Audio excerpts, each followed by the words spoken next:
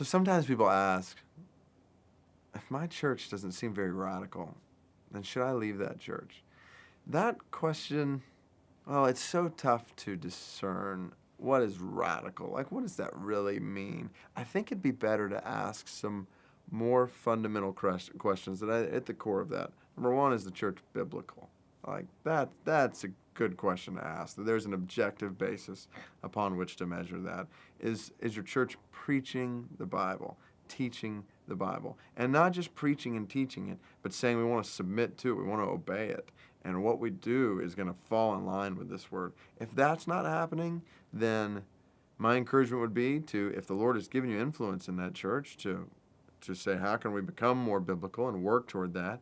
And so, but if that is not going to happen, if there's resistance from pastors, leaders, elders in that church, in that kind of context, to being more biblical and teaching and preaching and following the Bible, then I think it probably would be. Well, I would probably encourage somebody. You need to be the body of believers that's submitted to the Bible and is underneath the Word, and who's being shepherded by people who prioritize the Word. So ask that question. And then the fruit of that, and then is the Word then driving mission? Like, is our church focused on making disciples of all nations? Now, that looks different in different churches, the way, the avenues through which that plays out. But is there a priority on spreading the gospel of Christ to the ends of the earth? And starting in the community where that church is, and then beyond.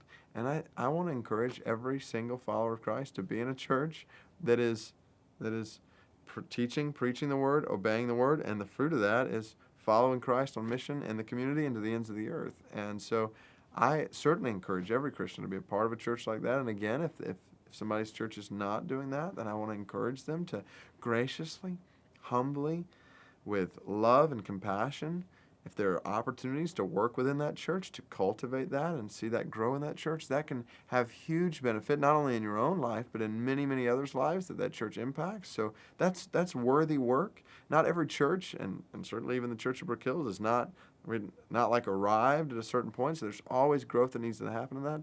But if somebody finds himself in a place where the church, just leadership in particular, is not going to move the church in that direction toward how can we most effectively make disciples of Christ in our community to the ends of the earth, and we're going to work toward that with passion and align what we do with that, then I think it would probably be worth having a conversation and responsibly, humbly saying, this is why I'm not able to continue in this body, and then to move on to another body where that is. But I want to encourage caution in that in a church-hopping, church-dating culture where that just happens so flippantly all the time. I want to love the church, even in all its weaknesses and warts and difficulties.